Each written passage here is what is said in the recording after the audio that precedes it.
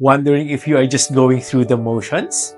Asking the questions, why am I here? What is God's purpose for me? If you have ever asked these questions, you are not alone.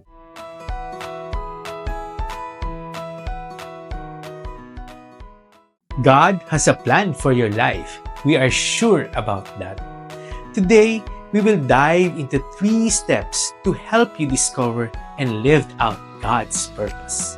So stick around, and at the end of this video, you will bring with you practical steps to know and learn God's purpose with confidence. Let's get started. Step 1. Reflect and ask God the big questions. Lord, why am I here? What is my purpose?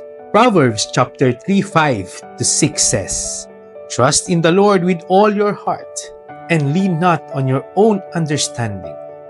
In all your ways submit to Him, and He will make your paths straight. Discovering God's purpose isn't about figuring everything out on our own. It starts with reflection, asking God the right questions, and seeking His wisdom. One of the best ways to do this is through prayer and self-examination. Consider these questions. What are my natural talents and gifts? What brings me joy and fulfillment? What burdens my heart when I see a need in the world? As Frederick Buechner, a theologian, said, the place God calls you to is the place where your deep gladness and the world's deep hunger meet. The more we reflect on these things, the clearer our direction becomes. But reflection alone isn't enough. So, let's go to step 2. Immerse. Seek guidance from the scripture and your community. Psalm 119:105. Your word is a lamp to my feet and a light to my path. Many people search for their purpose everywhere except the Bible.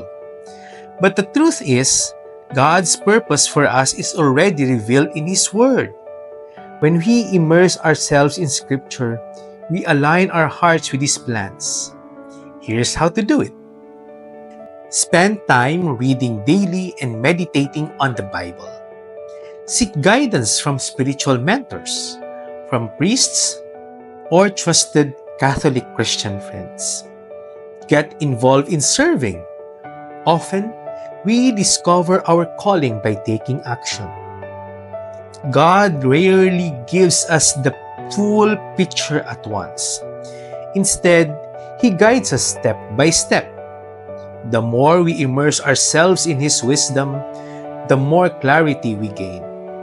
And once we have that clarity, the next step is to commit to action. And step 3, commit. Take action in faith. Colossians 3:23 says, Whatever you do, work at it with all your heart, as working for the Lord, not for human masters.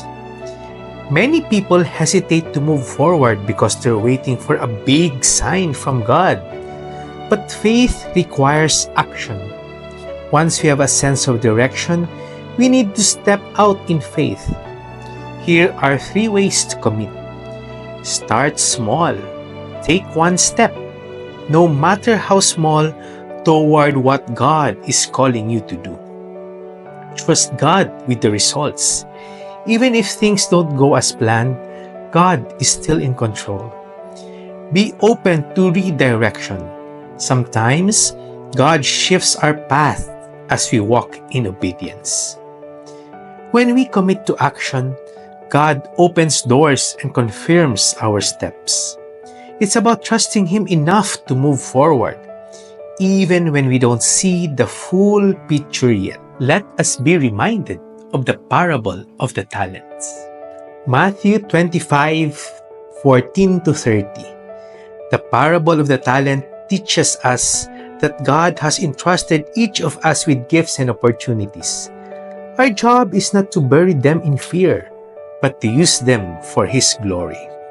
Now, let's recap The 3 practical steps. RIC. First, reflect. Seek God's wisdom and ask the big questions. Number 2, immerse. Immerse yourself and dive into scriptures and surround yourself with wisdom. Number 3, commit. Take action in faith and trust God with the results. Now here's your challenge this week. Take one intentional step towards discovering God's purpose for your life. Whether it's praying for clarity, reading scriptures, or taking action. Move forward in faith. If this video helped you, don't forget to hit like and subscribe for more faith-filled content. Let's continue this journey of discovering God's purpose together. See you next time.